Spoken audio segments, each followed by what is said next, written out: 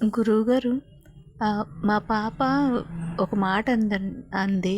అది ఇంగ్లీష్‌లో అనేసరికి ఇర్రెస్పాన్సిబుల్‌గా ఉన్నట్టుంది. దాని తెలుగులో అర్థం చెప్పిన తర్వాత దాన్ని విడమర్చి చెప్పాను. తను కళ్ళనీళ్ళు పెట్టుకుంది. చాలా బాధపడింది. తనకు తానే ఇలాంటి మాట నేను ఇలా మాట్లాడేశానా అని చెప్పి.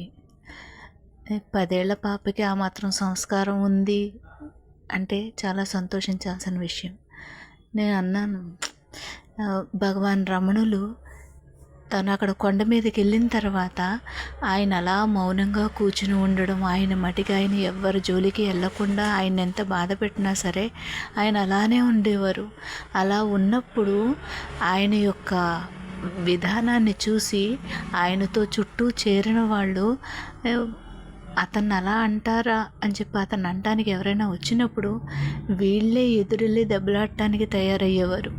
అమ్మా, మన మంచితనం ఎప్పుడైతే జనాలకు అర్థమవుతుందో వాళ్ళే మనల్ని కాపాడటానికి వస్తారు. నేను నీ జీవితంలో ఇవ్వగలిగేది ఒక్కటే తల్లి, ఎవరిని బాధ పెట్టకుండా నీ పని నువ్వు చేసుకుంటూ చేతనైన సాయం చేస్తూ నువ్వు జీవితకాలం ఉండగలిగితే నీకు ఈ సమాజమే తోడుగా వచ్చి నిలబడుతుంది, నీతో ఉన్నవాళ్ళు అని.